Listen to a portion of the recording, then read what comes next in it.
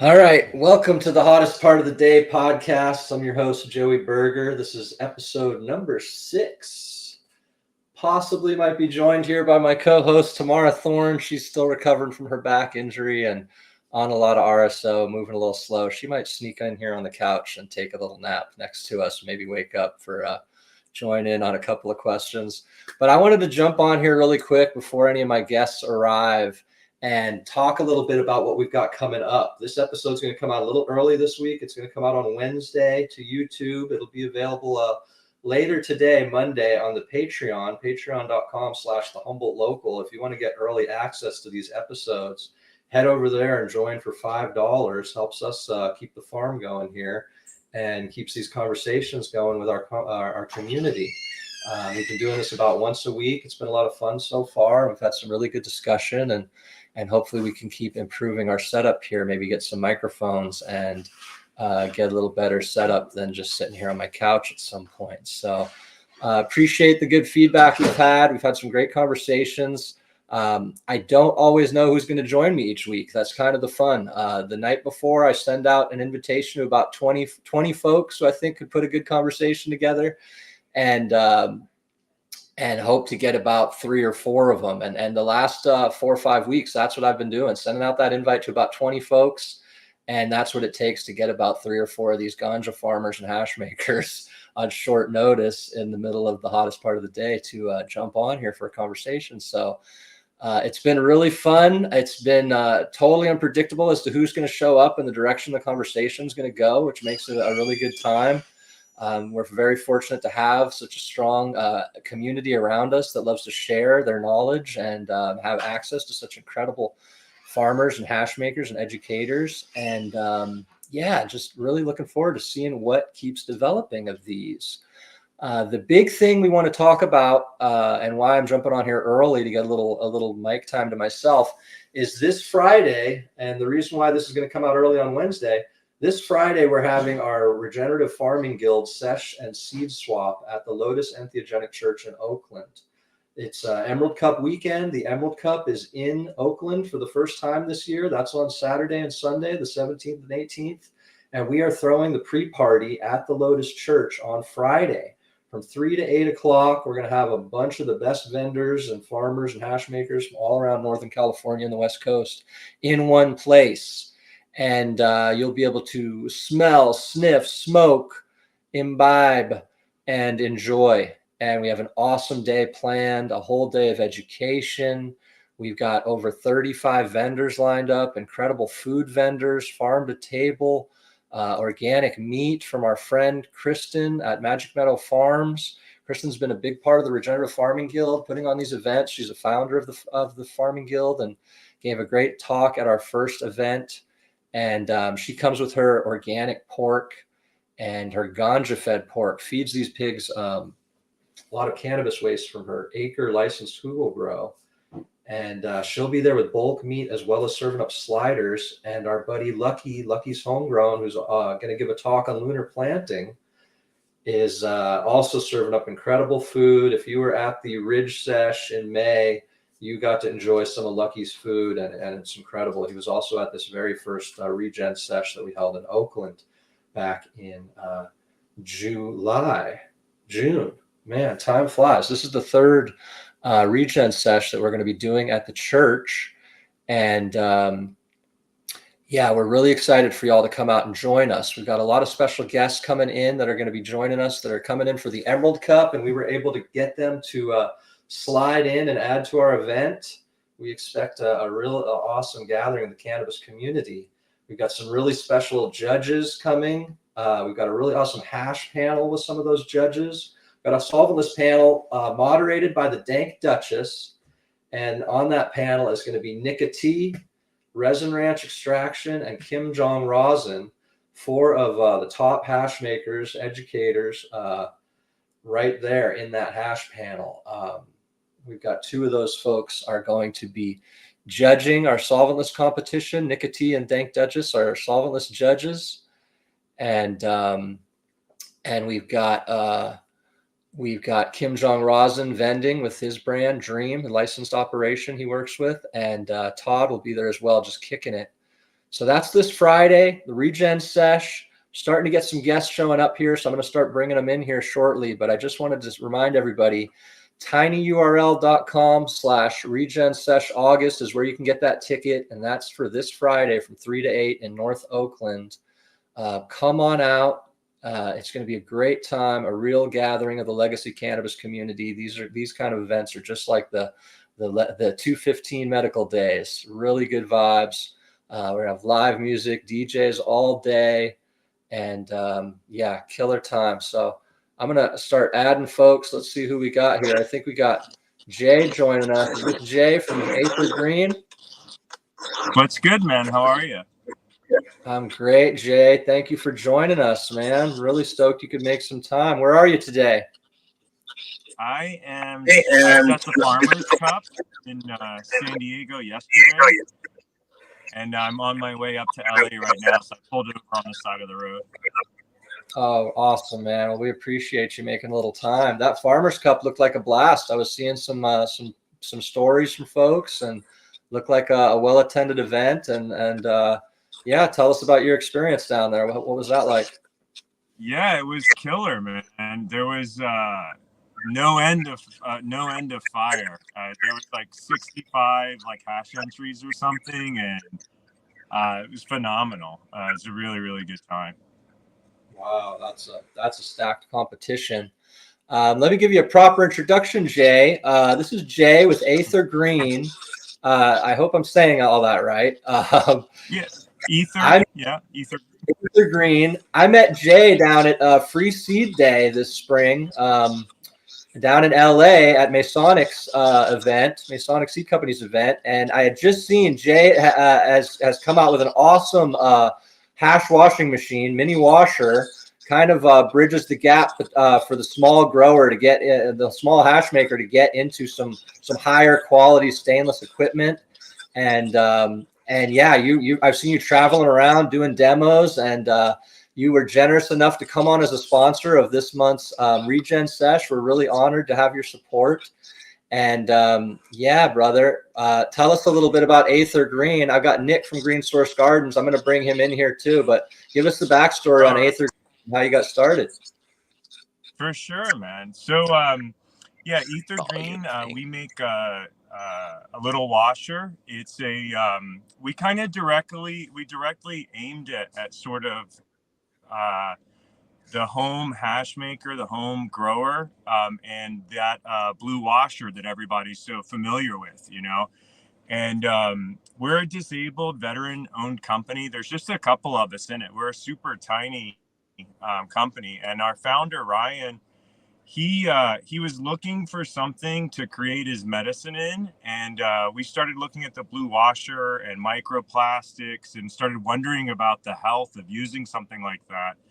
And we did a bunch of testing, and we kept finding microplastics like actually in the hash and in the water, and you know, whatever. So Ryan went to work on creating this Aether Green washer that we have now. It's all stainless steel. Everything's food grade in it. I mean, even down to like the silicone that we use in the bearings for the paddle is food grade silicone. You know, like everything in it is 100% safe. And that's really kind of what we're trying to, you know, like we're trying to market it for like that craft hash maker that really values like safety and health, and, you know, something that's affordable, where they can get, you know, really professional results like right out of their house. You know, like that's kind of the goal. Yeah, well, you guys have done a great job with it. It looks like a really solid machine. I saw that you guys were running some really impressive numbers through such a small washer.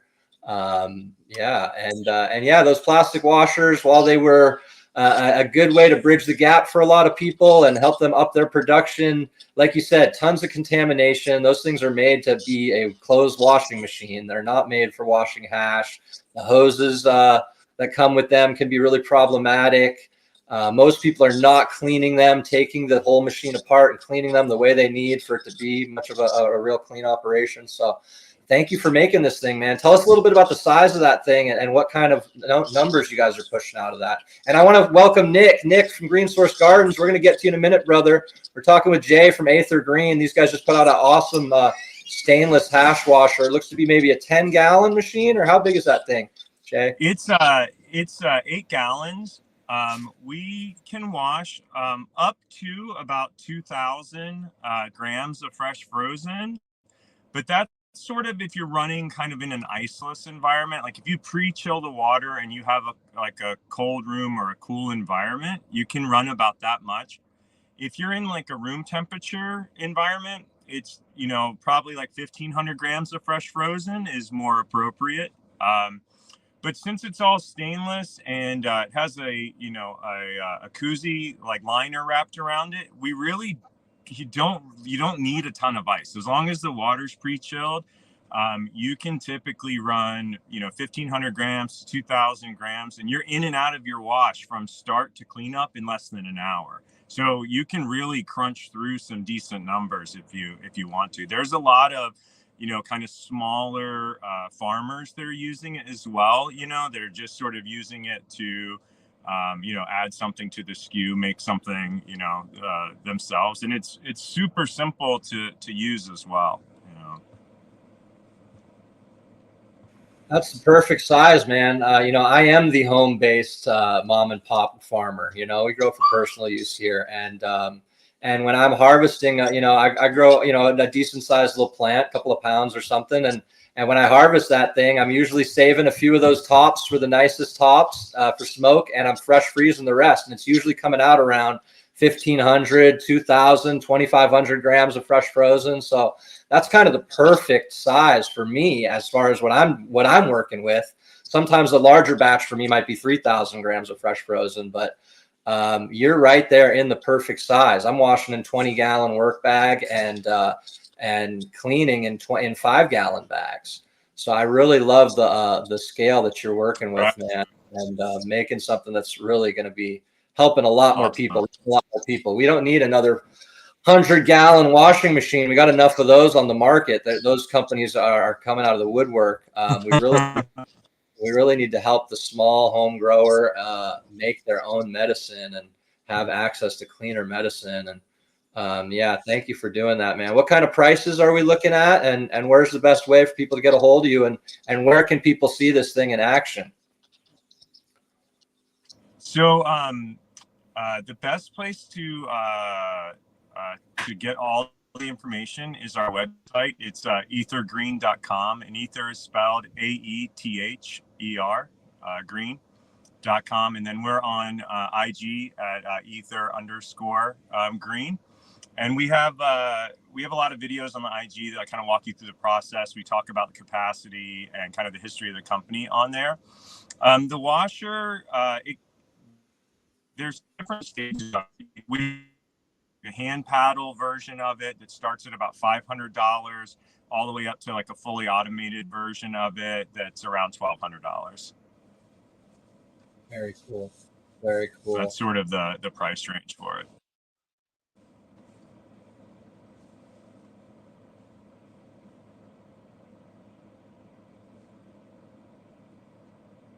I don't know. Did we freeze? On my end, I can hear you guys okay. Hey, Jay, we're going to be doing our next. We'd love to have you come do a demonstration of that machine sometime. So we're going to try to find an event where you can come and do an actual live wash, live demonstration. Maybe this winter we could do it outside in some cold weather, and love to be able to have people see that thing in action. So what other events do you have besides the Regen Sesh this Friday? Where can people see you on this tour that you're on? So I'll be there this Friday. I actually have a full wash system with me if anyone wants to check it out. And then we'll be at the Emerald Cup throughout the weekend as well.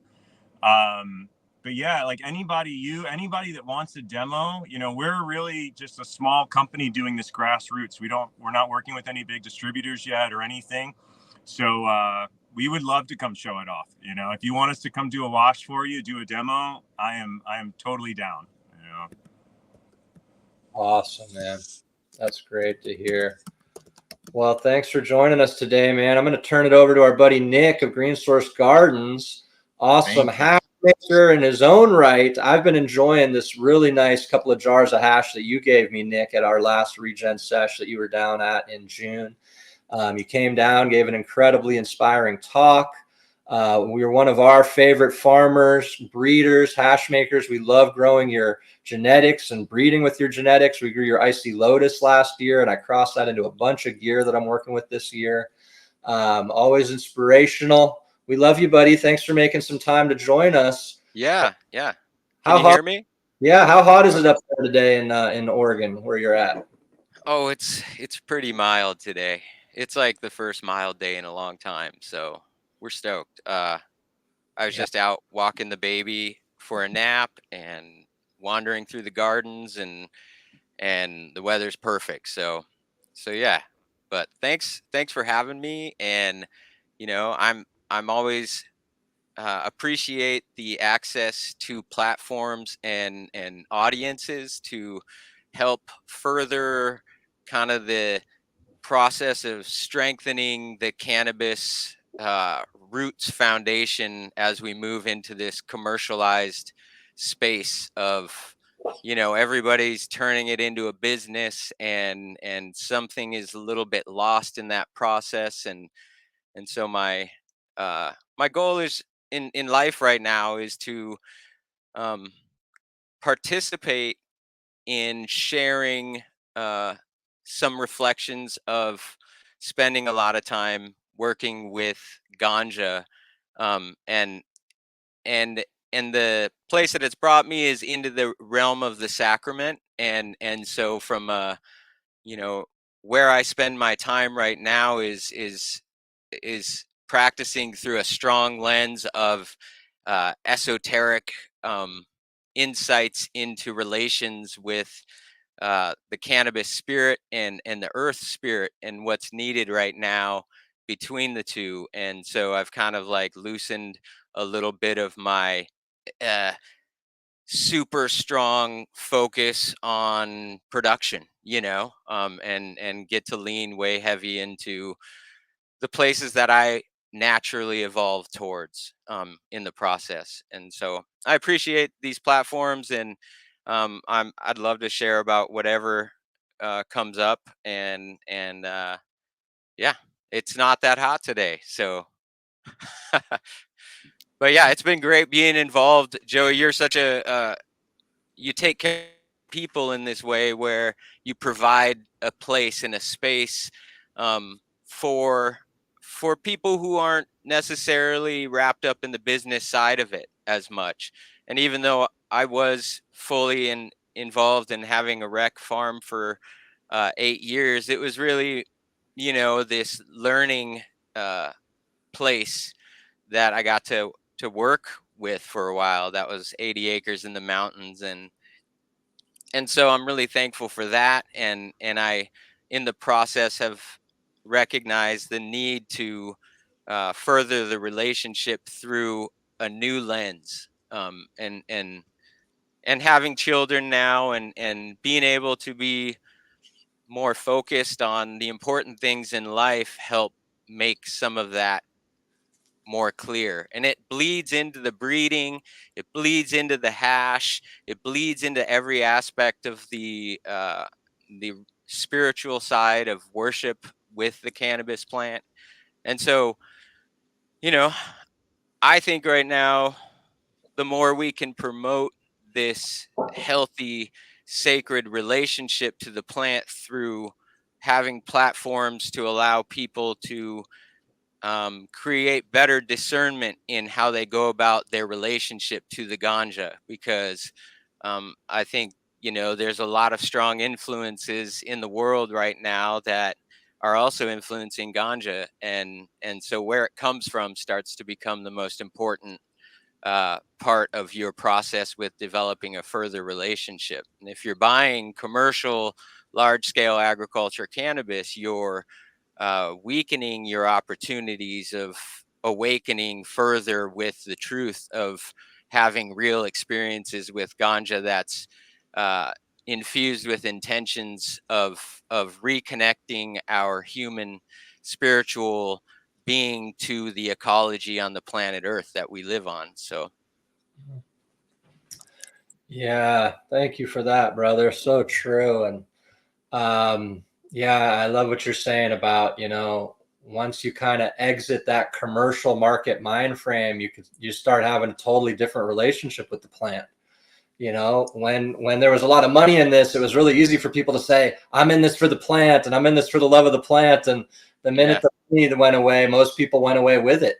And a lot of people are still with it, and doing more. I have to have a day job now in order to keep having my relationship with cannabis, in order to be able to afford to keep growing cannabis as a hobby in the way that I do and the way that I love to do it.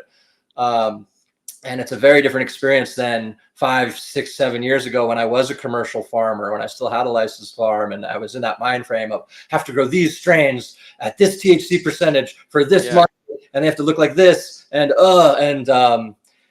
now I'm having a completely different experience with the plant, where I can, when I'm breeding it, I'm breeding strictly for what I love, for what's touching me and speaking to me, and not growing anything with the mind frame of this is for this commercial market. Getting to grow it with this is to explore, this is to see if we can find something new and a new experience. And yeah, what you said, just getting to talk to the plants in a new way and hearing a new message, and really getting to tune into that. What are the messages you've been hearing, and how is that? How do you tune in? And talk to us a little bit about that.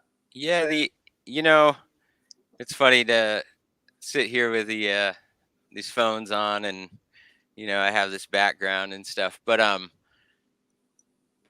the the method of connection is about prioritizing a recognition of a space that you create with intention, regardless of what you're doing physically. And so you can put yourself into one of these awareness trances that allows you to exist wherever you may be and in whatever situation or scenario, but allow you to kind of let go of whatever the physical scenario is and connect with the higher place.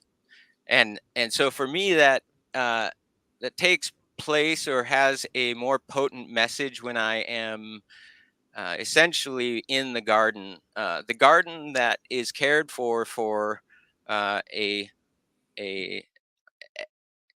commitment to evolving a deeper and more complex, diverse ecosystem that it is, in order to channel the spiritual side of being into the physical. So all beings kind of play in two worlds, and when we're physical, we maybe now have a hard time recognizing that there's a whole other side to all of this. But we we can encourage a stronger channel and union to that space by taking care of the earth and reconnecting our um, growing spaces and reconnecting them to the way the ecology flows, enhancing both our space that we manage and the space it's connected to, by just simply recognizing the importance of a relationship between the two. Um, and so, intentional sacramental use is about honing into that resonance with the space. And so when the sacrament's grown in the space and you're cons- putting that sacrament in and unifying with the divine in that way, and in the space that it grew and gathered the cosmic information that it's transmuting, um, you get to experience those moments of bliss. The garden is the heaven on earth. It always has been in the Bible, in a lot of stories. It's this place that we participate in creating, that when working with nature stimulates a new potential that occurs in that space, and it feeds all life and all energies and all planes. And so um the journey is really about taking care of the earth and letting go of expectations from what you want. Because when you do take care of the whole, the rest of it kind of flourishes. And then you can observe relationships between different plants, and you know, make your make your thoughts up about what you see, your observations, and implement action with your physical body to steer things in whatever direction you choose. And so when you engage in that process, and then you commit to that process, and you commit to that process with a foundation of wanting the your influence on the space to be of a nature that receives information from the cosmic realms of the higher order. And so it's a temple, it's a space of worship. It's treated that way when you're in the garden and utilizing the sacrament, you know. And you don't have to be in the garden to do that. It doesn't have to be what you grew in your space, but it becomes more potent for you as you further your path with it. And that's just where, you know, I feel like that's kind of where I'm focusing my energy. And with the kids, you know, it's just such a handful. I got toddlers, so I'm just like multiple. I have to let go of a lot and deal with a lot of who I am and what's inside of me, recognizing my upbringing more as I witness my children grow. You know, there's a lot we all have to we have to learn in that process. But um, but yeah, so I spend a lot of time, and I get to walk my little one on a kind of a daily basis, and the practice has been to roll up a wormhole. And a wormhole is the resin worm on the, you know, snake in the grass, whatever people want to call it. It symbolizes a wormhole for me because it's a place of transportation into that realm. Yeah, it's the bridge between the worlds where you get to kind of play a little bit with an altered consciousness that receives that information a little easier. And so I I roll that thing up. It's kind of symbolic in all these ways if you look into it, and how it forms and what it looks like when you burn it, and the hole in the center. Um and then I just wander these shadow paths under the trees, um and have my meditations while I ponder the energies of the way the garden feels at the time. Um, and so those that's kind of a ritual in my life right now, and it's taken me a lot of places. A lot of times I might even throw on a Steiner lecture. I've listened to a lot of that lately, and just kind of develop my background more in the intellectual side of things, because I've focused so much on being out in the world, without much, and without the technology and stuff. So yeah. Yeah, I love that, brother. Thank you for that. Yeah. Yeah, nothing like being in that garden and connecting with those plants and just being present in nature, getting to really witness the majesty that is, you know, this incredible intelligence, this cosmic intelligence that we can only begin to understand little bits of it when we slow down and really pay attention. And yeah, man, I was just, you know, having one of those moments in the garden the other day, watching my cat and watching him take a poop, digging his little hole, taking a poop. And then was so efficient in burying that poop and covering it back up. I was like, this cat gets it, man. This cat knows to bury his poop and fertilize the land. I was like, these animals are so smart. I was like, why haven't we been paying better attention? It's so simple. Put the poop in the ground, cover it up. Yeah. It was a real magical stoner moment in the garden of just like, oh man, these animals are teaching us everything. And Yeah. yeah, I love that, man. I definitely have my own moments in the garden as well, and listening to those plants, and every year trying to understand my garden better, and my little plot there and what we're gonna do. You know, I'm this is the third year that I'm here on Tamara's farm in Lake County, and gardening in this little garden, and starting to understand it better and better year after year, and learning from some of my mistakes. And, you know, every season's different. We're hearing of all our friends having these crazy pests that we've never heard of this year. You know, friends having whole hoops and gardens annihilated by grasshoppers and all kinds of crazy stuff. You know, here we always get wiped out in the spring by roly-poly bugs and slugs. Anytime we plant veggies out, the minute they're out, they get annihilated. That was my big lesson over the last couple of years. So this year we were out early. The minute we put anything out, I made little slug and snail traps out of just a little jar or a little tin can in the ground at ground level with a little pinch of sugar or yeast and a little water, like a little a little yeast trap. And the roly-polies are really attracted to that and the slugs. And then we were spraying our little homemade herbal solution that we make out of our peppermints and our rosemaries and stuff, spraying our herbs, spraying our veggies really early on so that they wouldn't get eaten. Because literally I couldn't get an eggplant to get past this big. I couldn't get hardly anything. Half my stuff would get eaten and then half of it would come back and I would end up with half the garden that I planted. Last year I learned from 2 years in a row from getting annihilated. I finally learned my lesson.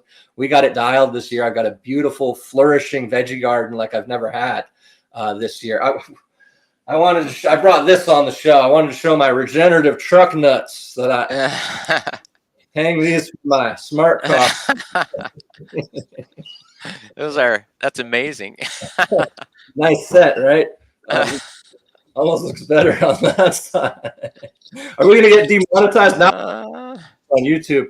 But what are the cosmic lessons you're learning, you know, year after year that you feel like what's something you learned in the last couple of years you felt like you might have implemented or did something a little differently this year or caught in time because you were anticipating it? Or, you know, permaculture is always talking about observe nature, look for these patterns, you know, and accept feedback, and which could often be losing some plants and making change. How are you going about that, and what are some of those observations you made this last year and made some changes with? Well, let's see. You know, there's a lot that comes up for me that I spend a lot of time kind of like mulling about, thinking about, is breeding processes, and just the different ways to go about the seed making, and especially when with limited space, and you know, we operate in kind of a gray space in the medical realms, um, and so there's, you know, but there's strategy. There's all these different kinds of strategies on how to do seed making, and I've explored a lot in the realm of pollen gathering, and I've also explored a lot in the realms of patch growing and growing, little populations and allowing one thing to kind of hit all that, and honestly, I kind of do both every year all the time. I'm kind of like constantly dealing with just paying really close attention to creating, you know, as many options as I can, with the idea that culling is the key to good selection processes. And so just having enough to make selections from just can change growing styles and patterns and how you go about the process. And so because I have made so much seed, I have this like luxurious ability to explore uh, heavy seeding areas, or doing patch growing style and then thinning and reducing to a certain amount by a certain time, which can then give you the ability to kind of, you know, control to some extent a larger population sift into a much lesser population. And also from any untrained eye, looks like a single plant and can be 20. And so, you know, like there's just like strategies and thought processes around essentially how to do this in the most effective way to make it. Uh, there's so many things to consider, right? You got all the like demand of the market and what everybody actually really wants, and like you get that with hash. And so if you focus on, you know, anything that isn't that what the market really wants right now. It's always a little bit of a struggle if you're trying to make any money at it or something. And so, in terms of uh, the same goes with seed making. If you're collecting pollen and making seeds on branches, you're making a lot less seeds. If you're doing open pollination populations and having a bunch of different varieties included that can be added, or but you're open, you're starting the population with maybe 1,000 seeds, but you're reducing down to the best, most vigorous of the group, to the ones that work in a backyard scenario, where you're actually doing direct seeding uh,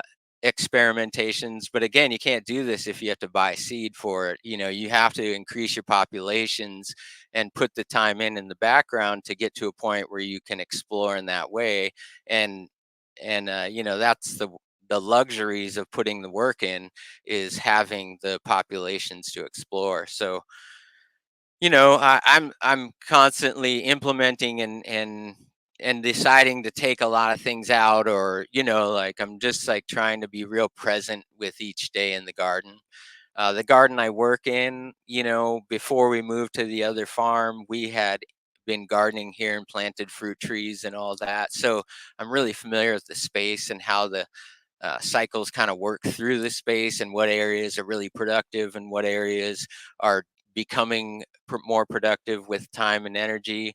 And so I'm constantly expanding in little ways around those things, around perennials, around not disturbing the land too much, but incorporating swales and doing different burying of carbons and different methods, and not subscribing to any this is how you do it with hugelkultur, or I'm thinking about how water sinks into the land is a meditation that's really nice for wormhole, because truthfully, to um, hone in on creating health on planet Earth, you're understanding the influence of moisture on your environment. And so you're knowing where and how the moisture moves across your landscape, and you're concentrating the right things in the right places for the least amount of effort, right? So you're like growing trees in spaces where trees want to grow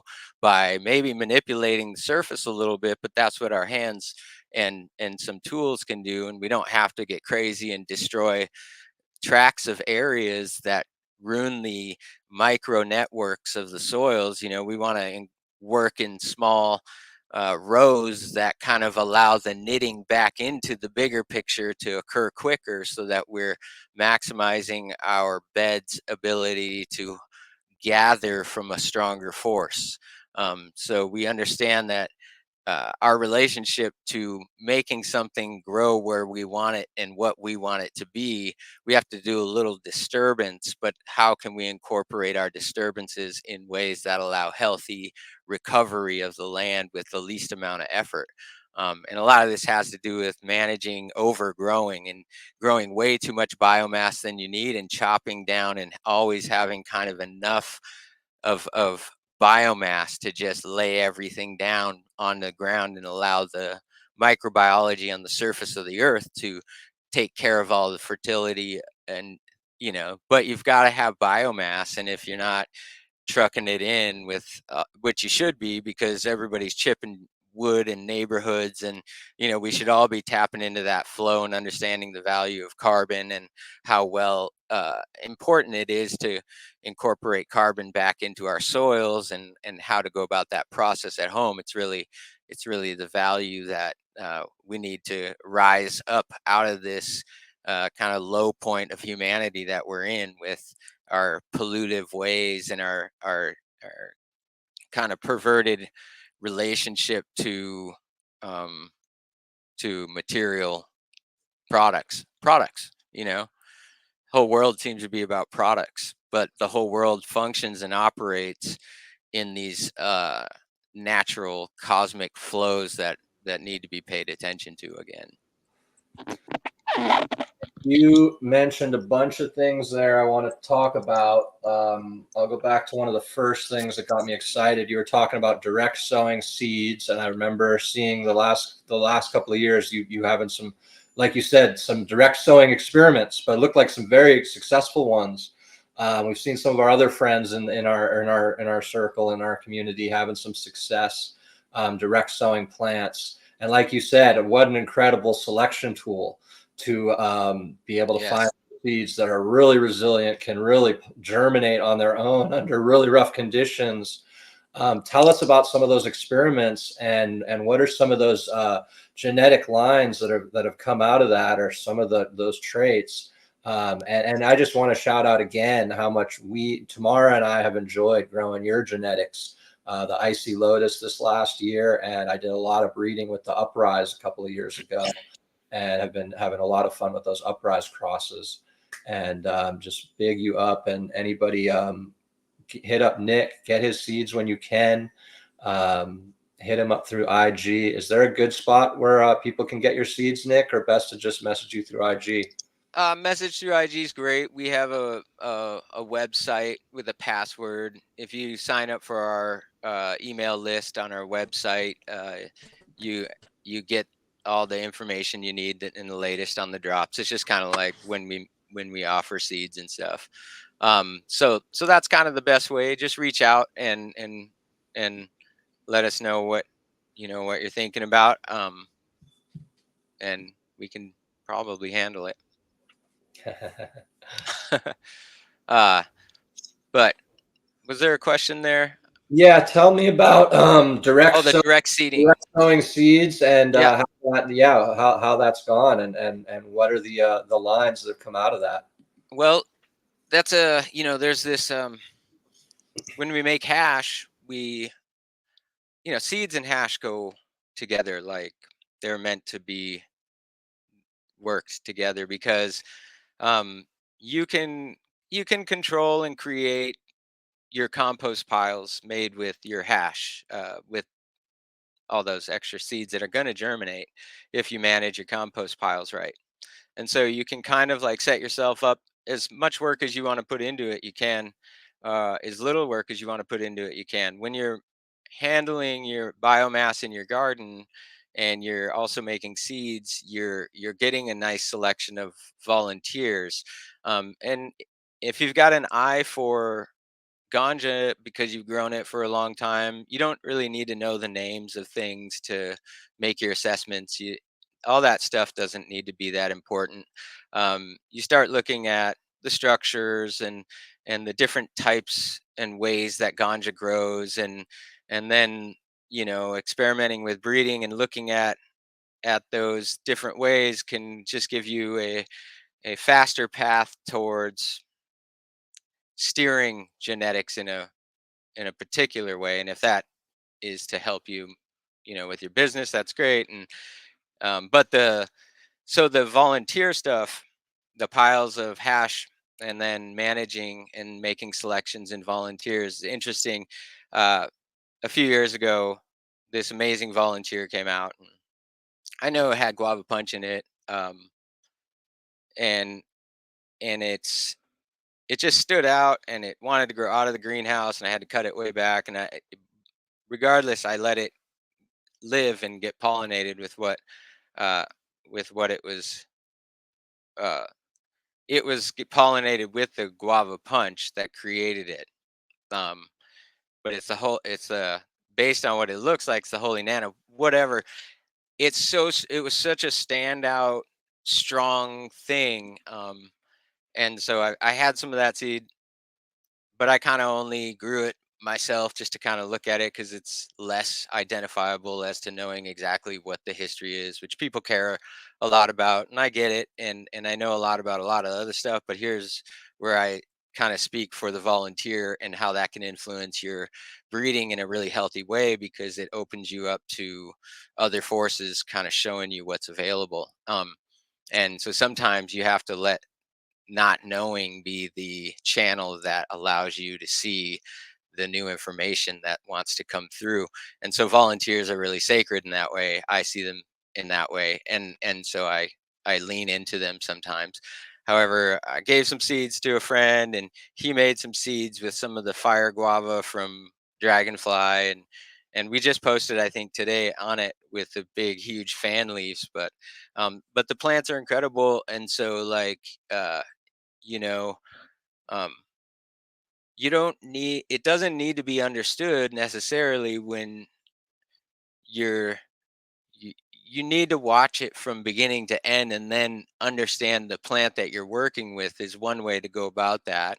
The direct seeding, uh, if you know your zones, and the way you've managed the soils, you can certainly put yourself into a position where it's successful and where it's not. And I've done both. I've lost a lot of seeds. I've whatever, lose them, they get eaten up by the soil, that's great.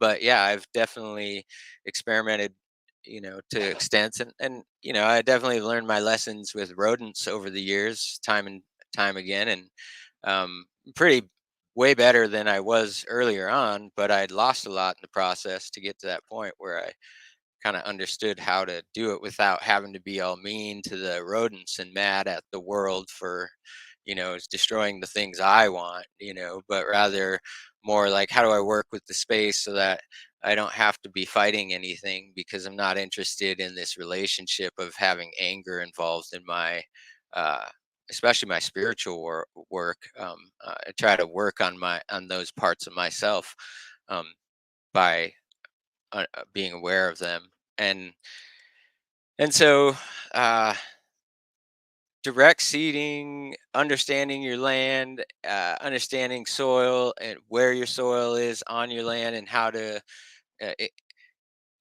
add more to it via manures and wood chips. It's just really as simple as that. But if you're really getting the system charged, it's becoming taking care of a lot of branches and doing a lot of pruning on perennials and utilizing all those biomasses in the right ways.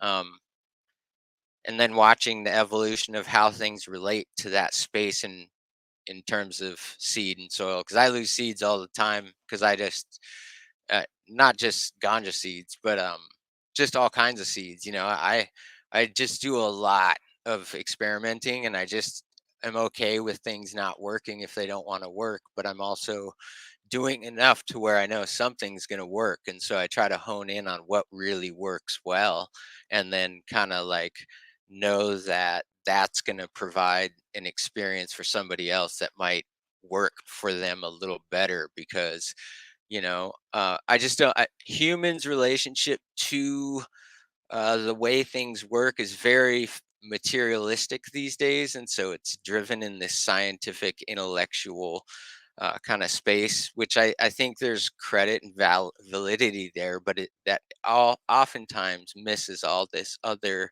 energy spaces that influence our existence, that needs to be focused on again as we evolve as humans. um, but the direct seeding is it's like going to school.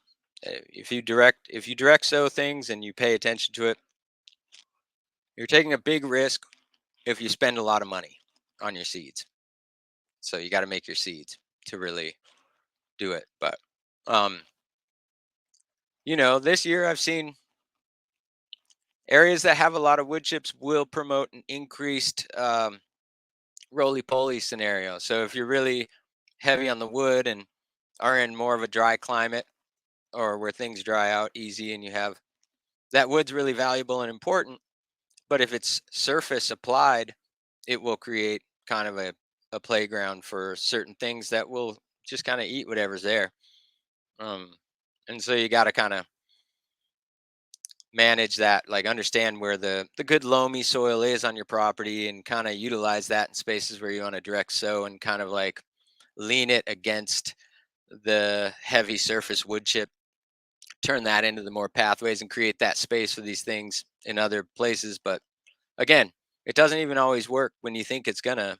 And again, that's a part of the, like, this energetic side that we don't need to know.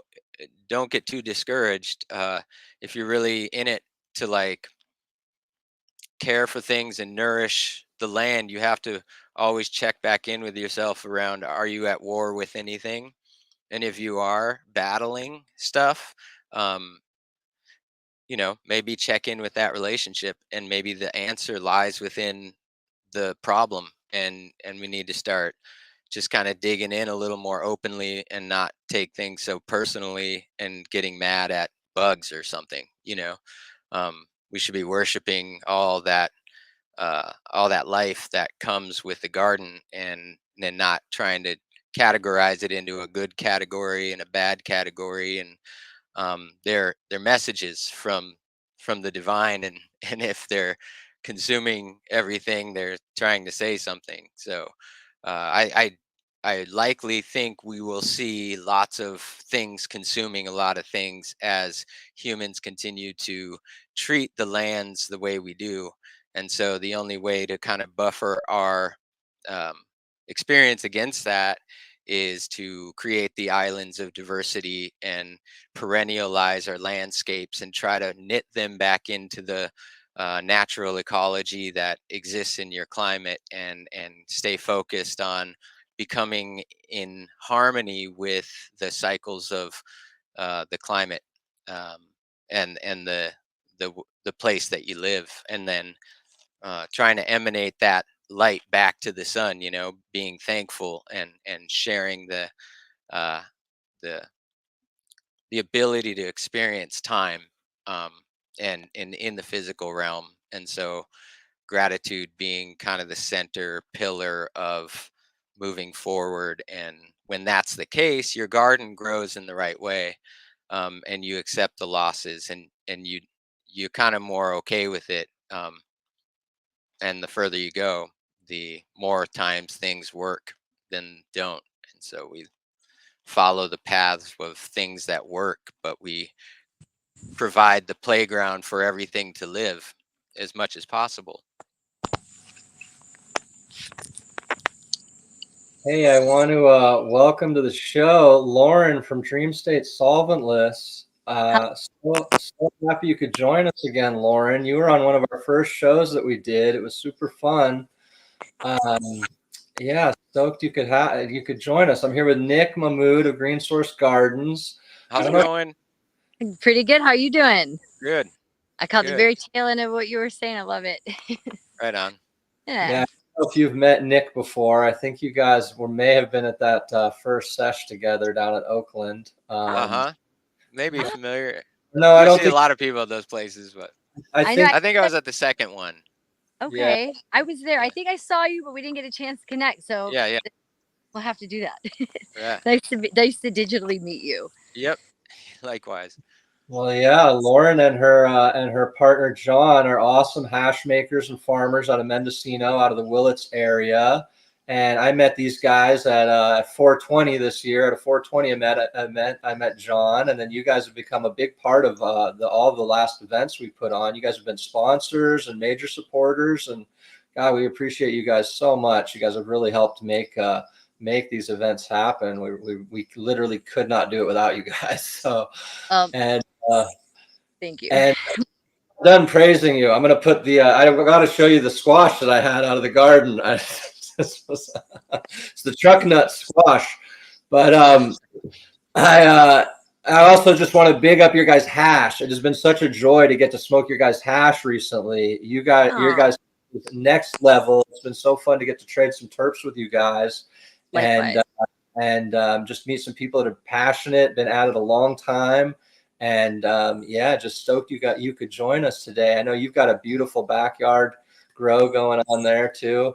How hot is it in Willits today? What's the hottest part of the day up there today? It's a pretty nice day, huh? That's a good question, as I am currently on the East Coast. Oh, no way. Yes, I'm at my sister-in-law's 350-year-old farm. Cool. This place is it's incredible. She is an amazing regenerative farmer. You can't really see from here, but she's got a garden space over there. She's got animals, and it's a really cool place. Wow, cool. A lot of history here. Really different ecology, obviously. Maybe we'll get some cannabis plants here one day. I think they're moving in that direction in Richmond, where we are, Virginia. But yeah, Willits, I'm assuming it's a hot, dry day. John's back on the home front taking care of everything. And also, just to comment, I wanted to say that we are honored to be a part of these events. I don't know anybody who's putting on as hard as you for the plant community. We love you. We love everything you're doing. Yeah, I hope these go on forever. The regenerative market is really cool. So thanks for having us. But yeah, so we're here out in Virginia. John will be joining me next week. Good times. Awesome. Yeah, Virginia got medical this last year or so. We had a friend who was he's a regenerative farmer and educator out there, Marcos, and and just in the last year or so, he was able to start showing his personal grow. Isn't it cool? And it's been really cool. I know he went on to win some awards this last year. I know there's definitely a good grow community out there, and a lot of people interested in regenerative farming, huh? Farming, a lot of like John grew up here, so I'm by way of Chicago, John is by way of Richmond, and he has so many friends that are doing their 6 plants, and I'll tell you, they look good. I mean, they're definitely carrying their weight. This is a really difficult environment to grow outdoor. Well, at really anything in relation to cannabis, because the humidity here is so high. And to see like the work that's coming out of this little area is very impressive. And Richmond goes hard for the plant community as well. They really they love their quality here. The a lot of the consumers and patients alike, both, they know their stuff. I'm very impressed. So yeah, we'll be seeing some cool things out of this area over the next 10 years. I would say already seeing them, but it's ever growing. So yeah. Right on. Yeah, we were talking with Nick about a lot of things. We were talking about direct sowing seeds. We were talking about breeding and really having the bigger genetic pool, the better that you can cull from. And what else are we talking about, Nick? Talking about observing the garden, how we like to spend time in nature and observe, and what those lessons might be, and what are some of the big lessons we learned over the last couple of years we're actually applying this year and seeing some results. You having any of those experiences, Lauren? Wow, our things are so different. Like even our little 6 plants in our backyard. It's been, gosh, close to 7 years since I've done an outdoor garden. And one of the challenges that we have encountered is hemp aphids this year. And it's to my understanding, a lot of these hemp aphids are coming down from some of the hemp farms, that we're seeing like in the very northern part of the state and Oregon. So yeah, that's been interesting. Trying to mitigate those with IPM and, being as proactive as possible during that vegetative state. So far, that's been our only issue. So that's good. Hopefully it stays that way. Oh, did I lose you guys? No, I'm there here. you are. Sorry. Yeah. How do you like that view? That's pretty cool. That's awesome. Oh my goodness. Nick, your garden. Oh my gosh. That's amazing. That's a picture of our farm in the past. It's like one of these things. Elizabeth set this up so that I had a background. I was gonna say, So that you guys is our garden, but that's beautiful. Wow. But that's from the old farm. Cool. Awesome. Yeah, those look like some chunkers. Those flowers on top. Nice. Yeah, that's probably coffee berry is my guess. Ah, beautiful. Looking at it. Yeah. Hey, Lauren, is this hemp aphid different than the aphid we've seen around the Emerald Triangle for years? Because as a part-time hemp farmer, I'm a little offended by you saying hemp aphid. You know what I mean? Well, I actually, I'm not familiar with these types of aphids. They're very different. We brought some imagery of them into Hydro Pacific, which is located in Ukiah. And I don't know, I think his name is, I don't want to say his name wrong. I believe it was Steve, who is like a master of IPM, like really has been a huge help in kind of teaching us, because it's always ever changing, and there's just so much to know.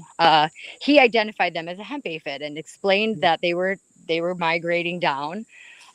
He didn't reference any of the California farms, so I don't know if something's going on different up there or what the deal is, but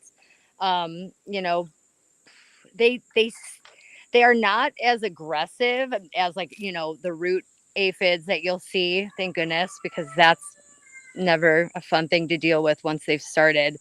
And it seems like we have them under control. We're going to add some nematodes this week. Another one that he recommended were, oh gosh, it was a type of wasp. I cannot remember what the name of it was. He's ordering it. They're literally in order for us right now. But these will help eat those up, hopefully, because as you know, we don't like to spray into flower ever. So yeah, that's been our biggest threat, and it's been a little bit stressful being away from the garden, leaving at this time of the year. John's back home, as I said. Really trying to keep things looking good. So far, everything is fine, but yeah, I would say they're a little different. And again, it's like I don't know exactly what is the driving force is. I would love to actually bring him on this podcast one day, because his knowledge of it, just beneficials and ways to deal with it. He's also a hash maker, so he's very conscious of what we're using to help mitigate those issues. But yeah, a little different this year so than it was 7 years ago. So I'm not really sure what the cause, if it's heat, more nitrogen maybe, and even just like our native soils. I don't know. It's hard to say. So yeah, do you have any insight on that, actually, being a hemp farmer?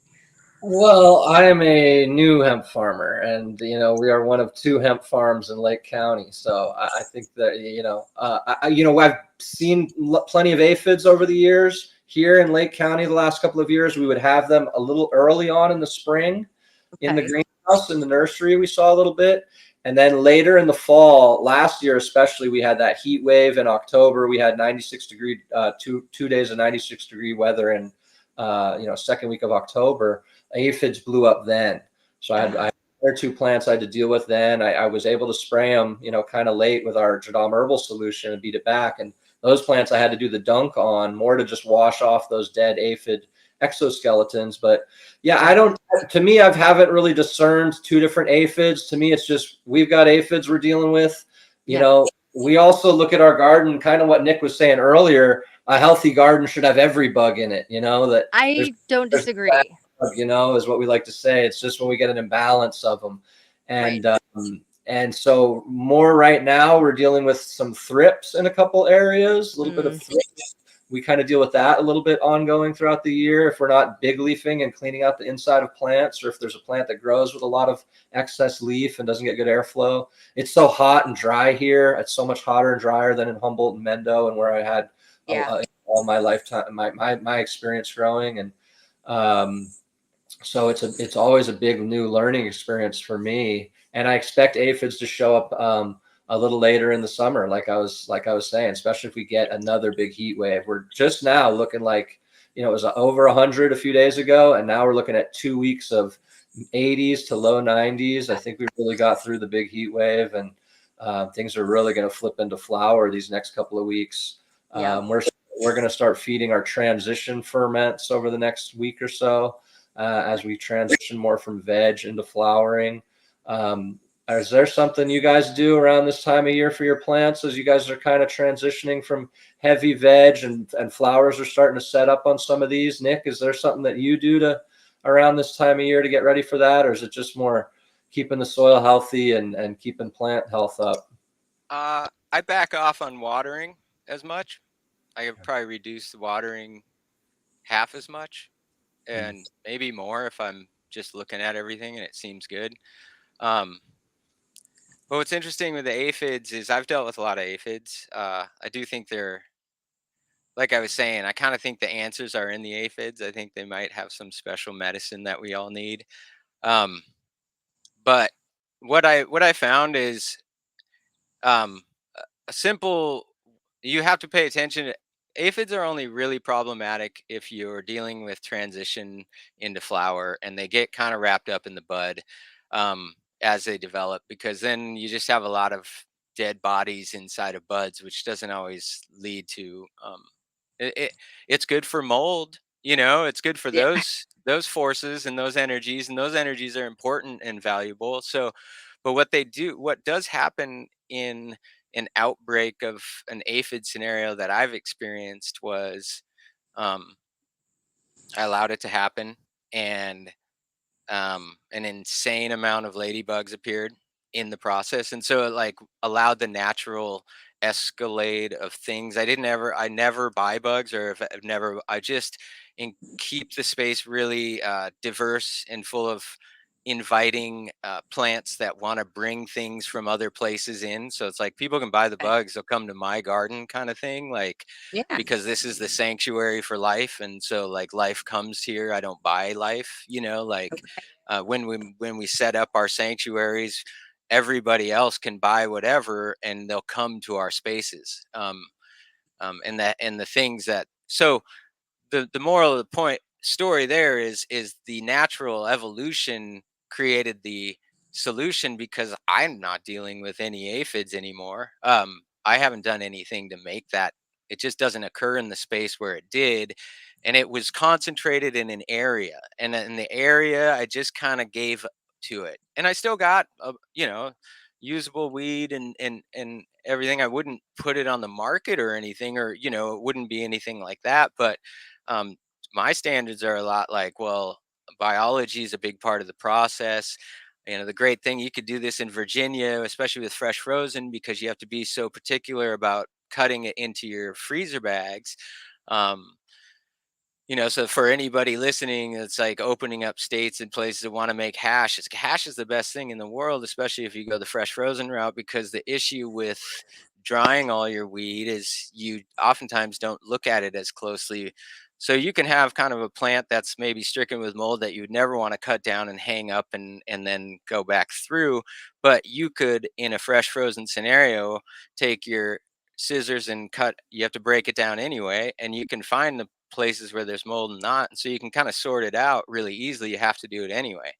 And so this is the beauty of hash making. So you can like actually expand your genetic ranges that you grow in your space if you're managing it closely, and understand that, so yeah, maybe this will have a little more mold potential and goes a little later into the season, but I'm cutting it up for freezers. I'm going to be looking at it so close that I'd never put moldy bud in my, freezers. So I think fresh frozen is so great that way, and on a small scale, it's really like, we have a huge advantage. You get big scale fresh frozen is just kind of like, it's kind of a pain in the butt and really expensive, I guess. But small scale is great. Couple of big freezers, and like a little bit of time in the morning, sorting through all the buds, um, and so yeah, I've been able to kind of expand what I even grow with that awareness around hash making and that relationship. But in terms of aphids, yeah, like as the we see aphids here and there, and any really like kind of obsessed person could walk through my garden and start telling me all the things that are going wrong, and they do. That's how people like to be. They're like, did you notice that you have this or that? And I'm like, oh really, cool. Like, yeah, they should be there, but the plant looks great, I'm not concerned, like. Yeah. Um but you also got to understand that when we create overlapping intertwined networking systems, that there is a easy way for everything to get too crowded, and the natural influence of taking care of that is some infestation. And so you can predict where aphids are going to be, and these are all hemp aphids, I believe. Like, it's not, there's a lot of people think if you got aphids on a cabbage plant down here, that those aphids are going to jump into your ganja plant. Well, they don't even work with the same species. There's all different kinds of aphids that Yeah. inhabit different zones and different parts of the of the plants kingdoms. And so same with like powdery mildews, and same with like, there's some things that don't interact with the different species. So the aphid that we deal with cannabis, I believe, is probably the same aphid across the board, just because there is always such a specific relationship that aphids like to have. And they're not really like looking to take over all the plants. They just kind of hone in on where they do their work the best. But they also really like a calm stagnant, moist air. So like if your plum thickets are overgrown, you'll always see an insane amount of aphids growing under your plum trees because because they're not thinned, which is fine because the aphid ecology is a whole thing to take care of the fact that the plums are overgrown. But people just don't like the saps and the what comes with it because it's not aesthetically pleasing or kind of a pain in the butt and sticky um, or they ruins their crop, the whole so but as things balance out, as you allow the infestations to be managed without too much intervention, because if you intervene too much, you can create issues. And Yeah. I say the best thing for aphids is just a hard kind of fog spray of water only, and only on the during the transition. And if they're really bad, and some plants, maybe just devote that plant to it because the battle's not worth it, and maybe everything's being attracted to that one and allow that one to be the one. And most people would chop it and then burn it or something, but that might stall out a needed evolution that needs to occur in order for it to not be an issue again, where you kind of keep stabbing yourself in the because you're not actually taking care of the problem. You're just kind of taking care of the aphid. You're getting rid of the aphids, but the aphids are inviting this ecology in. So it's just we have to be sure we're not battling what we're not in a battle. We're actually seeking to learn from the things that seem like the most problematic, and that's where the answers lie. And the more we engage in the battle, like the more we will see the results of a battle, which is like someone wins, somebody loses, but who gains what, the Right. winner, Well, um and as you said, like nature is really perfect and it's divine, and when you interfere with that divinity, sometimes you create, resistance, or you create new infestation, like you say. So we've been very apprehensive with, and I like that advice because I'm a mom, and I've learned that as a mom, even with childbirth, sometimes less intervention is a lot better. When you trust the process and you understand that things are going to take care of themselves. For me, 9 out of 10 times, that's been true. So I am going to take your advice in my garden and maybe take a little bit of a step back, and to further on what you just said, it is one plant and one part of the plant that we're seeing them, and they're very, very scarce. They're not, I can't call it an infestation. One thing that's been helpful is the crimson clover in the bedding that we planted. It seems like they like to go into that clover bed. So like what we did early on, we're actually kind of starting to go into flower where we're at, just because we have some shade, and I think, we're losing a little bit of that now daylight. would So, be the time to make sure you're just daily spraying your towering tops, just so okay. you're cleaning them out, and otherwise they'll probably flower fine and do great. It doesn't sound like that much of a thing, what you're explaining to me. Like I've seen, but it usually is concentrated in a spot, and that's usually a good sign. uh, Awesome. because you're not like seeing it take out all the plants. You're just seeing, and that's like that's this whole thing. You have to worship that. You have to Yeah. like, it's not taking all your plants. Yeah. That's got to be a thing where like, oh, this isn't a bad thing because it's not taking out everything.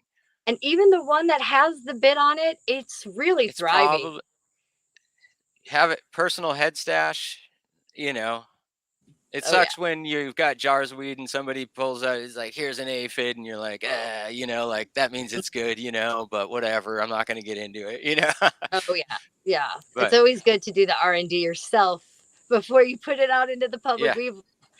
yeah, We're big on that. If it's something I'm not fond of consuming, we don't put it out. That's just the name of the game with this. We've had a lot of losses, but we've had a lot of wins. So I think all farmers alike can agree, you're not really well, I'd say a ganja farmer, but any kind of farmer until you've had some problems and you know how to face those problems when they arise. So yeah, we're grateful for the lesson always, and I love that advice. Thank you. I'm excited to follow up with you and tell you how it went. We'll see. it will be perfect. Nick, I love And what you're saying about. Go ahead, Laura. I was just going to further on the whole hemp thing. Joey, keep growing hemp.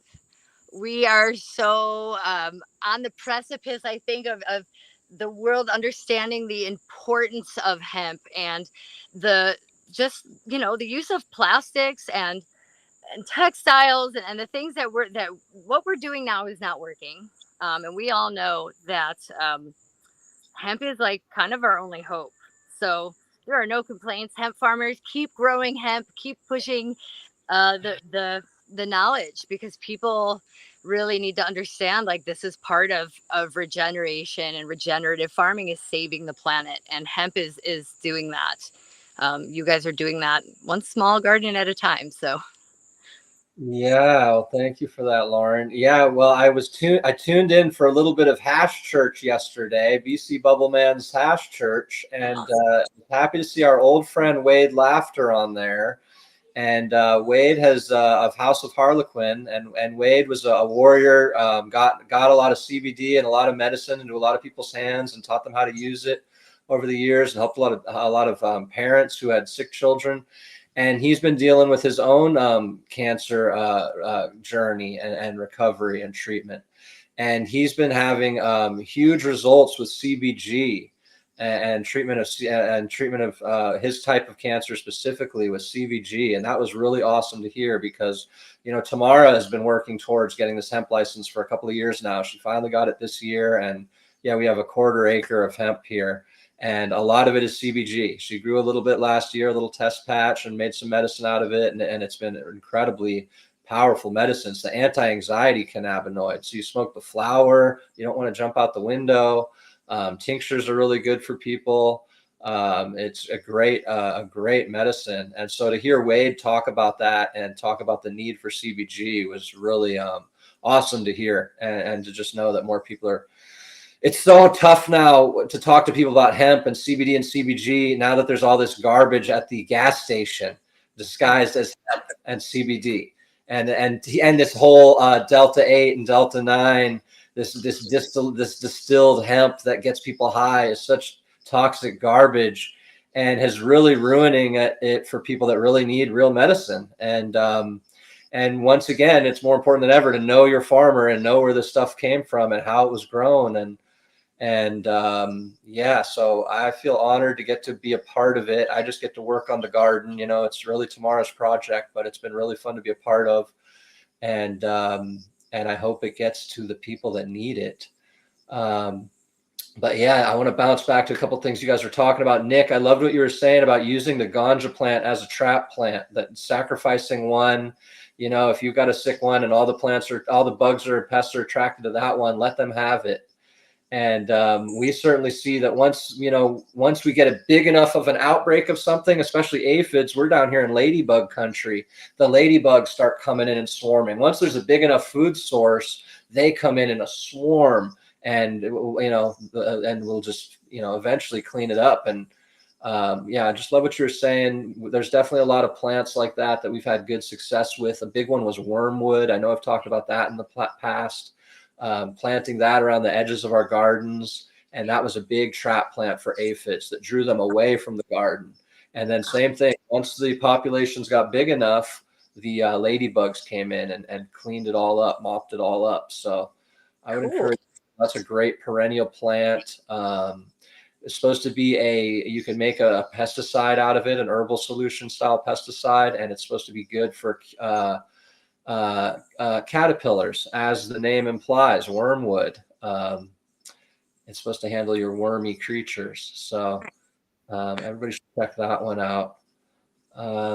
Yeah. that sparks my mind. At the day I left, I saw a little population of ladybugs on the sick plant. So this is all clicking for me. I hope that those ladybugs are still coming. I'm gonna have to ask John how those are looking, because there were some extra ladybugs for sure. We are in a crazy place in Lake County here. We haven't had any big swarms on our property, but just across the valley here, our neighbor at Lovebug Gardens, they swarm on his property. And when I say swarm, I mean millions covering the hillside. You can't walk without crushing them. They're everywhere. Like it looks like they were sprayed out of a cannon and they snowed, and the whole property is covered in an inch of ladybugs. I haven't gotten to see it in person, just the videos. It's only for a few days a year, but it's crazy. And it's the kind of thing where, you know, ladybug bandits would go in and try to gather them up. And luckily it happens on his private property. It's a bit of a ladybug, love bug sanctuary over there. Magical. I love that.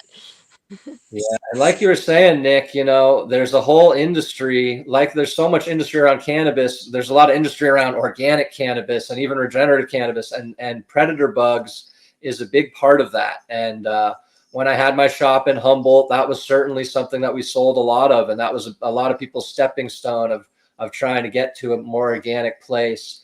And it's a tricky business. You have a lot of resellers of bugs. So by the time you get them, they're dead. You have a lot of bugs that are, you know, like I said, unethically harvested from the wild. The ladybug is a big one that there's been a lot of issues with that. And like you're saying, the best thing to do is just create the habitat, create the Garden of Eden, as much diversity as possible, water and lots of flowers and lots of veggies and perennials and trees. And yeah, I'm just going to hand that back over to you guys. I'm going to roll another joint up. Yeah. If I could ask you guys a question. Yeah, so please. It's things in the garden this year. We really loaded up on ornamental flowers. We have roses. We have what do we got? Verbena, a lot of zinnias, marigolds. We're doing some rosemary and basil, which is like around our beds, which I understand kind of helps boost terpene production. And what else? We got some sonnet roses, honeysuckles. But before I bought all these, I didn't research what plants were attractors, what plants were, were deterrent. And I decided when I saw the aphids that I was going to try to move those away, because I was worried that maybe, some of these sweeter plants especially are bringing things. So that was kind of part of our method. But now I'm like hearing this and I'm thinking maybe I'll bring them back in, because that white alyssum is a good one. That's going to bring in that green lacewing. That was the predatory wasp that the guy at the grocery store was telling you about. Yes. Yeah, I just had to look it up really quick. But yeah, we planted a lot of that white alyssum in a hugel in our big greenhouse, our nursery greenhouse. It lines essentially our whole nursery. And yeah, beautiful white flower, nice grows, formed a beautiful border along our beds. And that's supposed to be a big attractor of that green lacewing. Amazing. I have it's a sweet alyssium or white alyssium. I have sweet alyssium. Sweet alyssum, I believe. But it's a white. It's a white flower. Yeah, very pretty, and that's beautiful.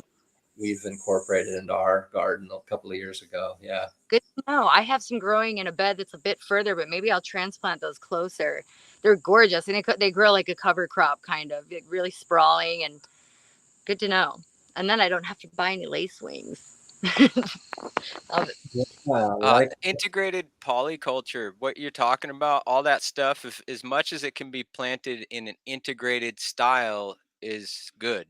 Never have to separate things, and when the fear comes in, when you're starting to feel like, oh, maybe this isn't right, and maybe this is, when the fear starts to come in, we start to do things that we don't need to do. We start doing a lot more work trying to make it the way we think it's supposed to be, but it's our thoughts that are kind of getting in our way.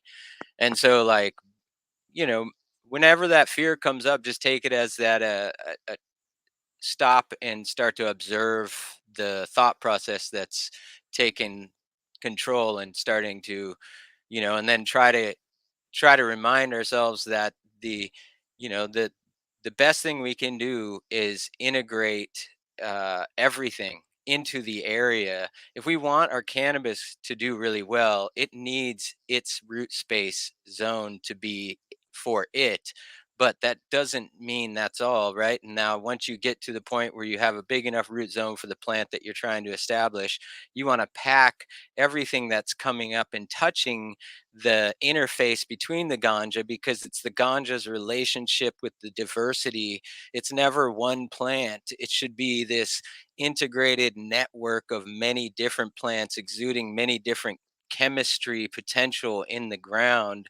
And our scientific brains want to figure out always the best one and which one that is, and how to make that kind of, all of a sudden humans like to do this is the best one, and now that's the only one that's there doing the work that maybe 300 species could do better instead of that one. And so this always reminding yourself when you're feeling like uh the more you're integrating into the space, the better. And like, allow that prayer to take root and get the fear of the concern of the battle coming, because it's that fighting battle mindset that comes in, I feel like, and makes us do crazy stuff like frantically go to the store and buy stuff.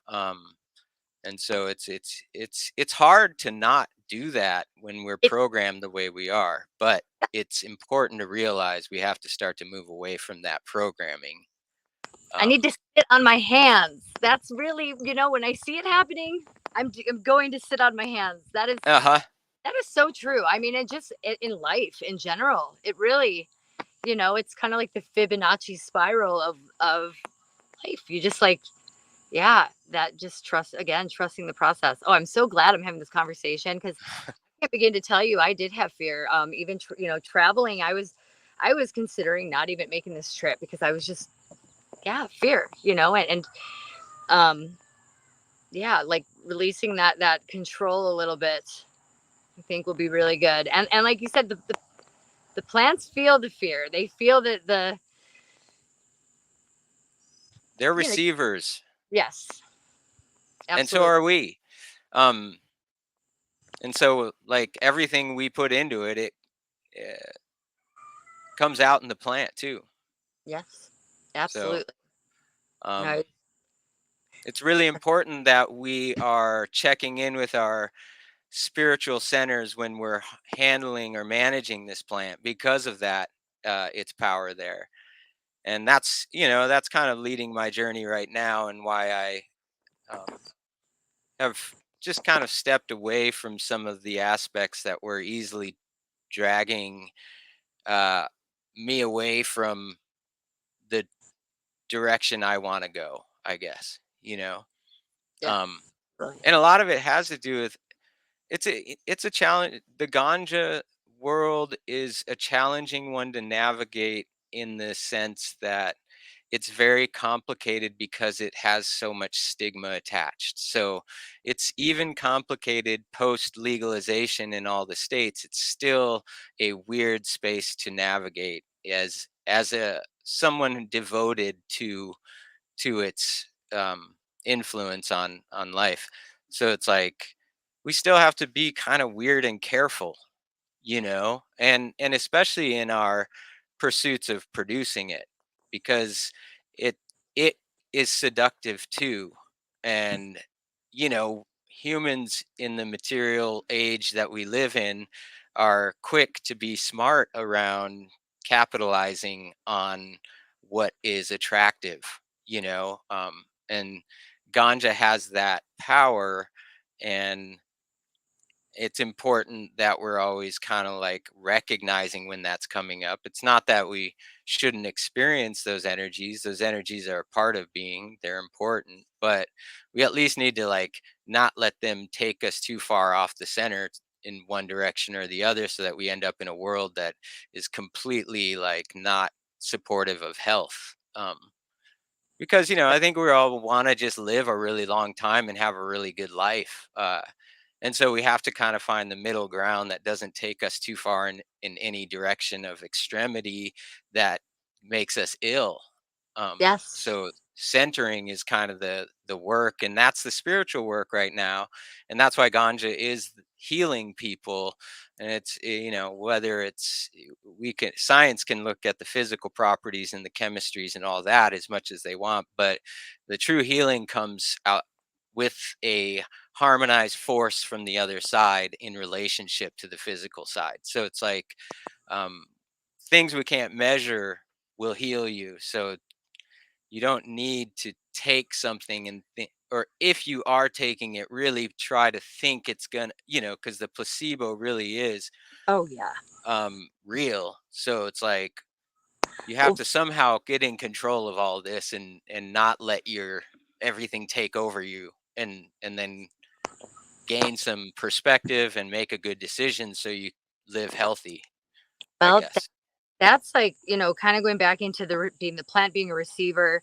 I feel like this is inherent all the way down to the washing process. We've seen a lot of studies about, charging water, right? Like people will say endearing things to water, and they'll look at the frequency of that water and see that there's these like really beautiful like ripples and calm like gentle waves that flow from saying I love you. But if you start to um, say negative things to the same glass of water, you're going to see this like very jarring reaction. I believe that's we are made of water. Our plants are made of water. Even the oils and the glandular heads that we're harvesting when we wash have so much liquid composition. And one thing like we do like when we wash, it's really big for us. I love rap music. I love it. Growing up in the '90s, but a lot of times it can be kind of jarring music. So like we don't like listen to a lot of hip hop when we wash because we don't want it to like add, like the prana of anger. A lot of times, when we're packaging or handling with our hands, that we always wear gloves, of course, but we try to just envision the people that are going to use this medicine, what they're dealing with in their lives, whether that be illness or mental health issues or physical ailments that they're suffering, broken bones or arthritis or whatever it is, and just really putting as much love and holding that that love when we're handling the plant and the medicine that we're procuring, because yeah, we are what we consume, right? Well, especially in the water process, Oh, that looks good. because structuring water is real. So, what you just said is totally truth. And when you do that, and so water is our carrier for prayers as well as our carrier for glands of trichomes, right? Like we infuse our hash with our prayers during the period of time the water is vortexing the material.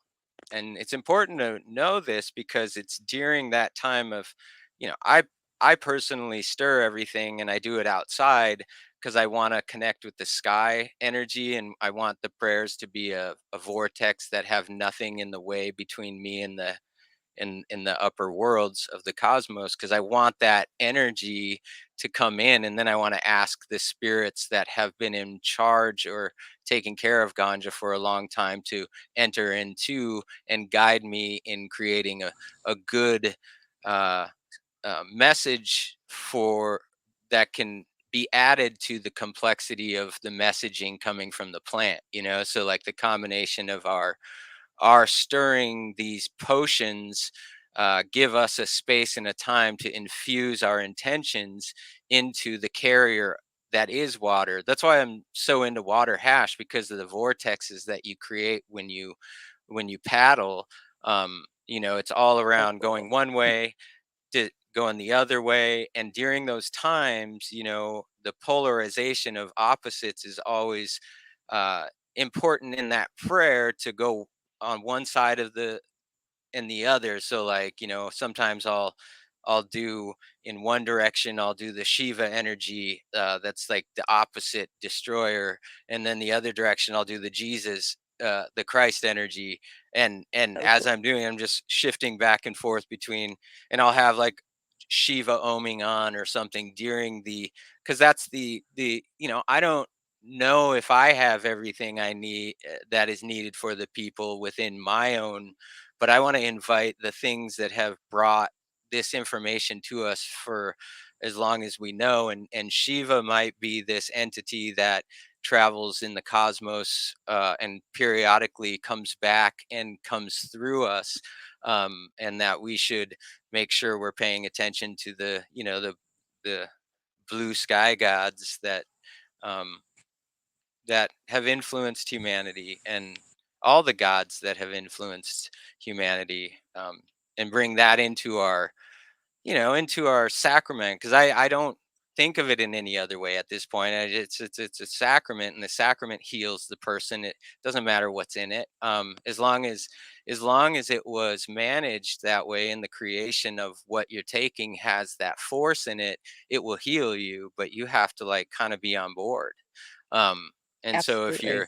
if you're not quite there yet, and you're wrapped up in the belief of what somebody else told you, and that you're not going to make it very long, or that your plant's going to die because, and you should just chop it down and burn it because, it's all the advice is like, don't listen to the advice, and stop asking for it from the world right now. We have to like start listening for it from within our own connection to the divinity that cannabis allows us to achieve a sort of union for a period of time in consciousness, when uh, we take the time and put our intention into making sure that's a part of the relationship that we have, because it can be real easy to I love turn it. it I mean, into a that's party drug, and just be like, woo, yeah, what's up, yes. let's party, let's party. But it's like, how about like while we're partying, when we light this, we remember how sacred this is to have a good time, and like that's the energy that shifts the use of it, instead of being like, this is going to make me have a good time. That's like putting a lot of expectation on it. It's like wanting the plant to grow the way you want it and getting mad at things when it doesn't work out the way you want it. It's like uh, just a little human folly that we like to do, and when we recognize that, we can kind of separate from it a little bit, allow the universe to take care of us a little more so, and trust that it's not this intellectual world has it all figured out. um, Intuitive based healing, right? yeah. And this is like so inherent even in our health. We go to the doctor and we always look to the doctor for the answers, but truly I think the answers are within. When we listen to our system, we listen to our body. Same with our children. As a parent, we know when our child is gravely ill, or when they'll get over whatever is going on. But it's so quick. We're so quick to react, like you're saying, to feel the fear and to want the answers right away. It is a human Especially with flaw, our I think. children. Oh, I'm so It's sorry. I'm moving around because my signal is never good. But here I go again, breaking up. I'm gonna have to rewatch that to hear what you said. I was just Sorry. saying, especially with our children, like, because our children are so sacred to us. It's like so anything that comes up with the children is like, it's that's the deepest work I feel like I can do, or get to do, is with the children, and so thankful to have them in the family, and the relationship of being a father with a mother, like the whole children, you know uh it just strikes a real chord, because it's such a huge part of my existence right now. I'm wrapped up in toddlerville. This is me hanging out with friends, like I just, just to find myself completely devoted and committed every day. So, um, but yeah, I'm, Yeah, appreciate that, you guys. Nick, you were talking kind of earlier about like we were talking about nutrient density of this cannabis, this nutrient density of this medicine, be this potency, and the many ways to get that potency, and a lot of these practices that are closer to nature are imbuing some of that. I don't know. Is it good karma density? What is it, that makes it so special? Um, that when we smoke a lot of this other herb, or see these other products that are just grown with no intention, grown with high energy use in every facet of every step of the fucking chain, they are grown with the highest energy use and highest, karmic cost, or whatever it may be. Yeah. What are your thoughts on that? How do we charge those plants up with as much density of? oh, this is, I think, right now, the humans have separated themselves from ecology. and they exist in a system that doesn't function within the cycles of the nature, you know. So it's like we implement our indoor practices upon the earth, and we create a climate controlled environment to live in. And so we've become a little bit disconnected to what we would be if we were having to deal with it all. Um, but to infuse your herb is to start the process of healing that relationship, you know. And so like the garden is where this occurs, and in the process of developing a garden, you have to kind of set some moral guidelines to help you in times when things seem stressful because you're freaking out about a bug infestation or something, and you're starting to consider doing things you thought you never would do. um, that's when we need this moral guideline, these principles to ensure that we can kind of avoid what the the scientific, you know, oriented um, community that is very about looking at it all and trying to identify what's going on. And again, not taking into account kind of the other side of the equation, which is like the unseen forces, the unseen energies that influence and have been influencing for outside of this idea of time. um and so, you know, the healing process needs to begin now, where we start to knit ourselves back into the outdoor world, and we start to reclaim our care and love for that which appears wild or comes naturally upon the earth, and we start to foster and encourage supporting life to grow and be healthy in the spaces that we're caring for. And we're doing that with a foundation and awareness that a perennialized culture with roots kind of in the system year round is the long term solution for healthy zones. And so essentially, recognizing the power of the forests and the perennial plants that live year round, and then incorporating uh, you know, if it's if you're doing it the best way, you're starting with the foundation, and you're planting all your trees, and you're planting your biomass accumulators, and then you're strategically putting your production zones in spaces as that evolution occurs, with an end result being these pockets of sun catches and water sinks that are, you know, um, imprinted on the land in a hand scale way. It doesn't need to be big. You can do it in any scale you want. That's the beauty of the freedom of the universe, is that, you know, the micro is the macro. And so if you can do it in any scale, it can be done in any scale. So I like to do it at a hand scale, because I think that the worshiping ritual of physical labor in relation to land care is a necessity in our karmic work. So we've earned our right to do a lot of work on the earth that heals the harm that's been done. And so we should engage in those practices around our homes and do as much of feeding ourselves as possible with our land. And then when our ganja grows in that system that's so much more networked into a diverse, integrated polyculture, then we start to see everything work all the time. And we understand where things will work and where they might not work as well. And we even let go of the idea of the crop needing to work, and we experiment with it working with other plants in other ways that isn't about you, but it's about maybe a particular environment and feed for a certain, you know, ecology that seems to be taking place in your new uh, growing garden of Eden that you're participating in creating.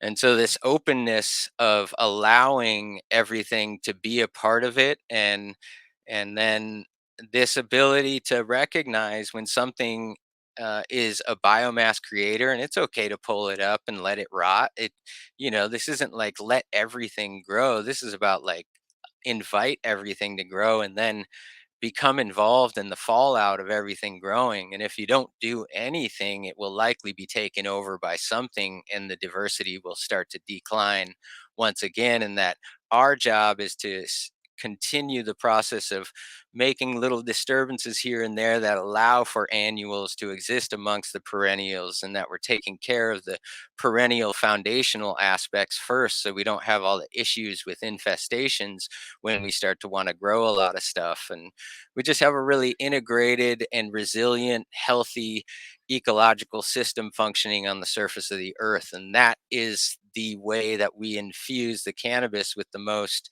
potential lessons for continuing that path of healing.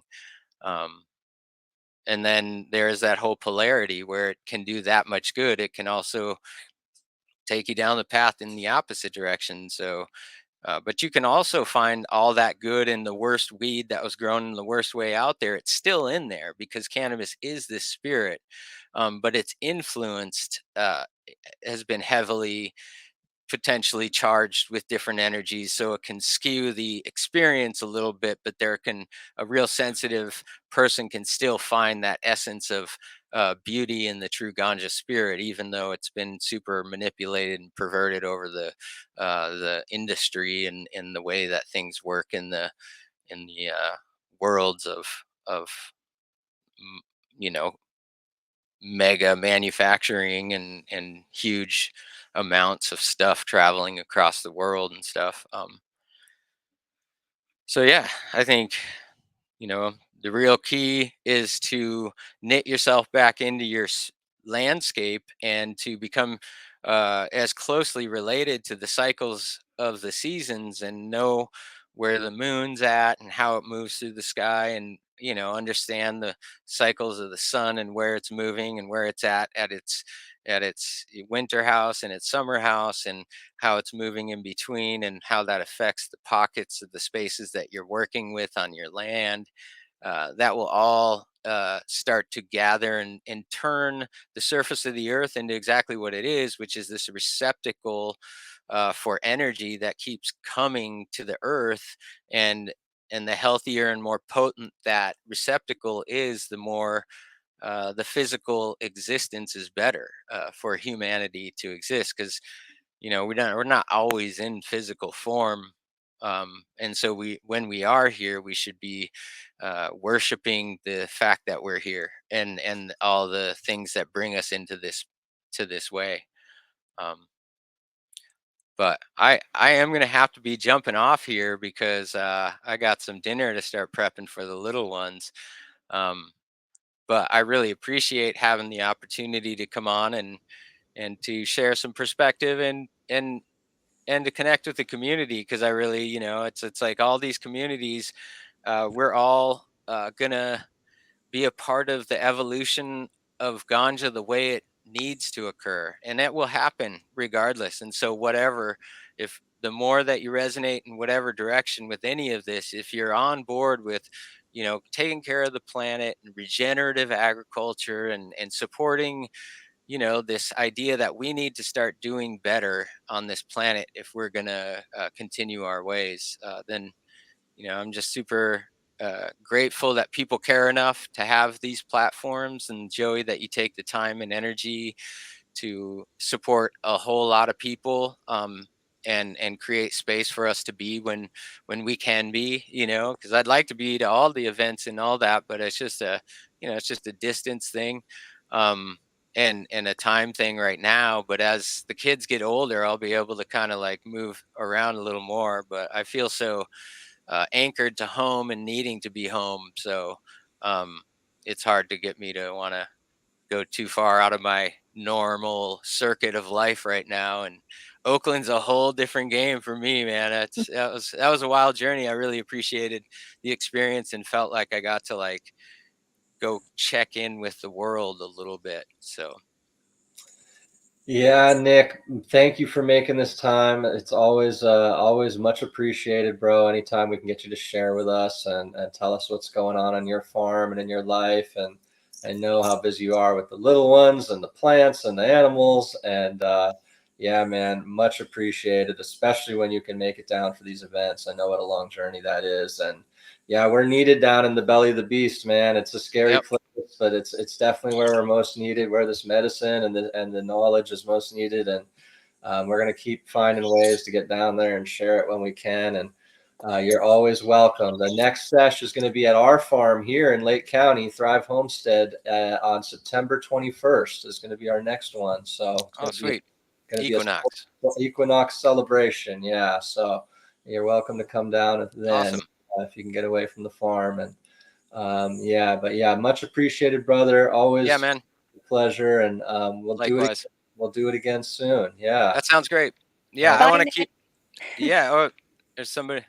I'm here. I don't know if you guys can see me. I don't know what's going on with my connection right now, but no camera, Lauren. We can hear you good, but no camera. Oh, it was nice to meet you, Lauren. Likewise. Thank you for the amazing information, by the way. We will definitely let you know how that all goes.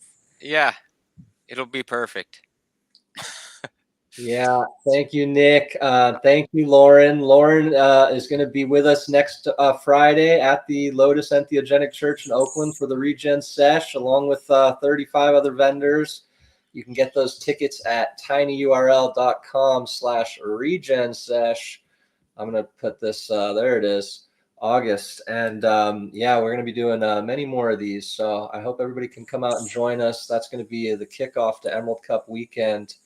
All right. Much love, Lauren. Thanks again, Nick. Thank you, everybody that tuned in. If you guys want to get early access to these episodes, head over to the Patreon, patreon.com/thehumboldtlocal. And we're going to be doing some more of these, some more shows just over there on the Patreon. And we're looking for sponsors for these shows too. So thanks again for everybody's support. Much love. Thank you, Lauren. We'll see you and John on Friday down at the Sesh. Yes. You have a good one, Joey. Thanks again. We'll talk soon. Travel safe. Take care. Thank you. Take care. Bye-bye. Bye-bye.